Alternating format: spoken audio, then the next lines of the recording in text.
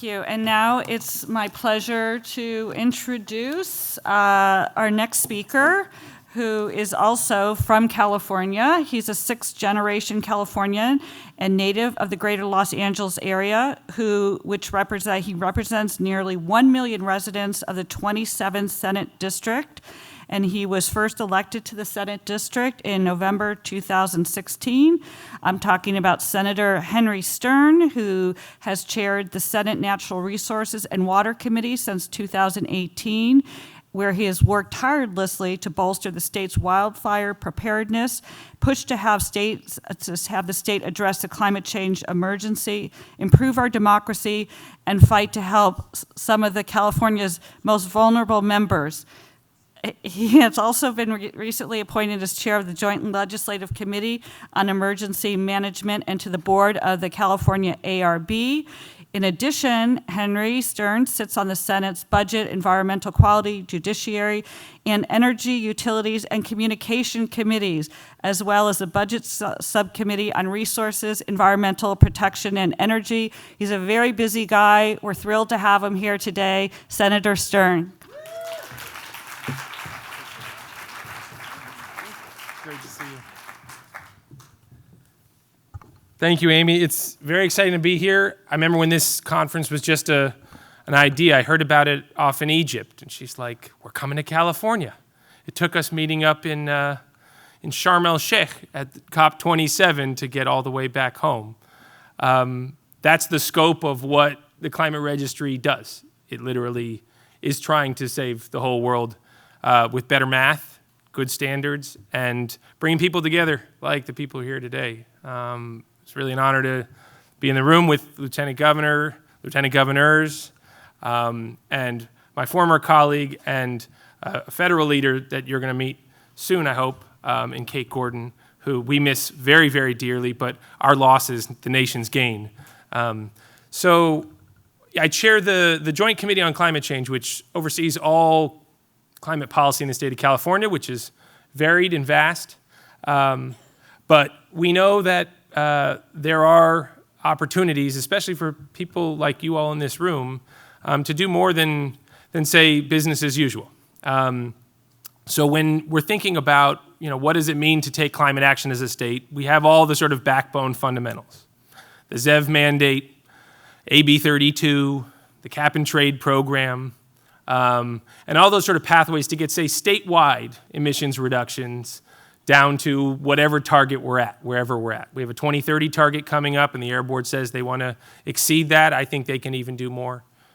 But I think the future of climate policy and where things really start to get interesting is where one subnational jurisdiction like California, just like it did in the automotive sector, can start to impact the thinking, the pricing, the actions around carbon for the whole world, especially for the multinational corporations and other nations that we do business with. And that, to me, is really the exciting new frontier that we're diving into in the Senate right now. We have a climate disclosure package we're working on that is essentially modeled off of the Biden administration's push around just making climate risk that's material, known, transparent, wrestled with. This is tough stuff, and those of you who, watch really bad TV news will hear about ESG and woke capitalism and how dangerous it must be to actually understand the risk of, say, a hurricane blowing down your factory or a fire burning through your community or your entire insurance portfolio, being subject to drought risk. That somehow has become bad politics, but it's not bad business. It's actually very good business. And Kate and other people back in the day who've been working on this published a report actually called Risky Business. Tom Steyer, I think Hank Paulson, and Mike Bloomberg, before there was GFANS, before there was Climate Action 100, before there was sort of this push around Scope 3 emissions, we just said, we don't know enough, in California at least, about what we're facing. I didn't know enough representing the communities I do in North LA County how serious it was.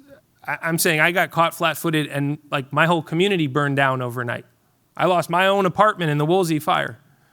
And I lost a lot less than other people did because we literally weren't paying attention to the risk.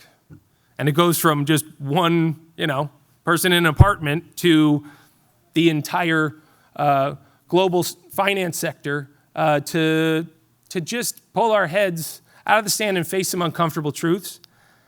But I also, I think this is a great opportunity for innovation.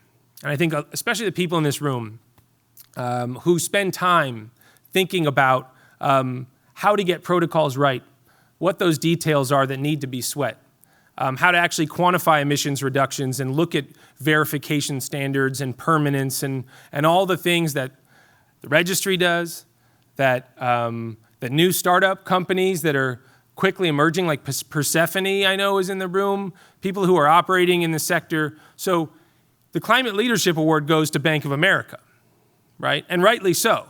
That net zero standard makes me proud to have a bank account with them. And I think more banks should be following what they're doing. And I think it's in all of our interest to see this SEC rulemaking go through.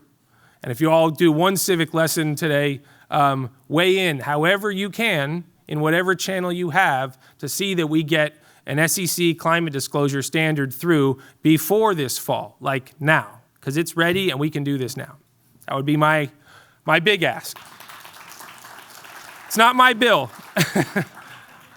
You don't even need to call a state senator, but let's find a way, because that standard, I feel, is at least going to hold pace with what the rest of the world's doing.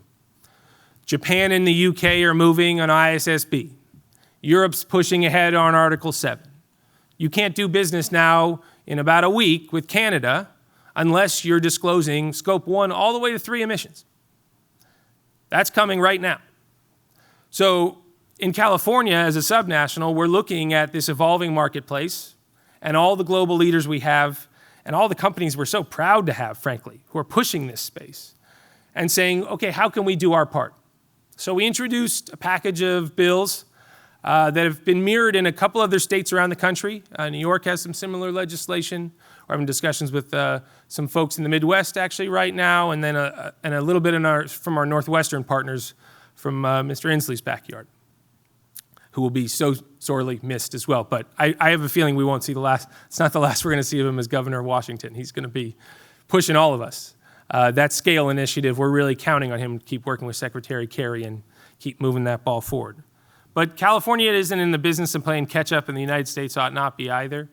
So we're actually one step ahead, I guess, of where the SEC rule is, in that we're actually looking as a legislature to require full scope emissions disclosures and wrestling with material climate risks for the largest companies doing business in California. I think right now it's a $500 million gross annual revenue threshold. There's for basic disclosures, like what you would put in a TCFD report or sort of that basic risk disclosure, and then $1 billion threshold on scope 1 to 3 emissions. And look, I know scope 3 can be a scary thing in this space sometimes, especially if you're in a shareholder environment where you're worried about getting it wrong and exposing yourself to risk.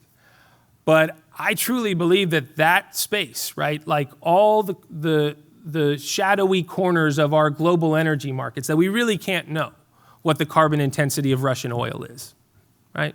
We really have a tough time getting to the heart of what methane capture rules of gas in Qatar is. But I think that as we've stretched, say, with the low carbon fuel standard, or with our pushes in offset markets and voluntary offset markets to get good math, but most of all to have, to the Lieutenant Governor's point, corporate leadership demanding it, a true marketplace for it, we're going to see innovation in that space. And I don't think it's going to be a place of fear or risk. I think it's actually going to be a place of great prosperity and innovation, and you're going to see companies emerge that are truly of value. And don't ask me, like ask TPG, who's doing this work right now. Ask the largest private equity firms in the whole world. Ask Bank of America. They're demanding better product, and they're going to be demanding more and more from you. And so I think what we're going to see in the coming years is an evolution from, say, a discussion about voluntary offsets and how we can set standards that everyone can believe in, into one of innovation beyond offset, right? Where you're actually looking at good, solid, dependable emissions math. So whether you're a nation bringing your tons to the table at the UN, or you're a corporation bringing those tons to the public and to shareholders, people are going to believe in it. And the private sector is key to reestablishing that credibility.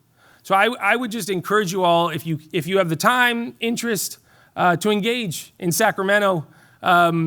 It's global in scope, but it's an hour away on a Southwest flight. It's easier to get to than, San Diego or Orange County. I mean, it's right there, and we are very accessible. And so to the extent you want to be engaging with your state leaders, the legislation is there to shape, to impact, to weigh in on.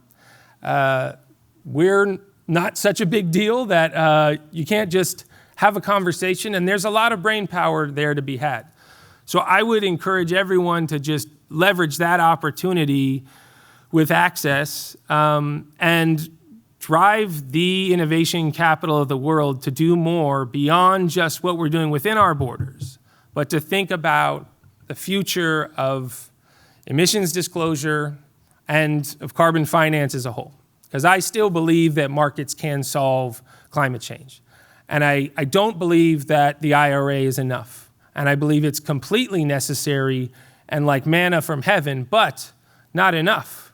Because remember, after everyone got manna from heaven, then started complaining, because it's like only so much. You actually have to live in an environment that is at risk every single day. We are in this wilderness period of climate, and it's anybody's guess whether we make it through this okay. The stakes are very, very high. Anyway, we're counting on you. So please save the whole world. We'll help you do it here in California. And most of all, lean on the Climate Registry. They'll help show you the way. Thank you so much.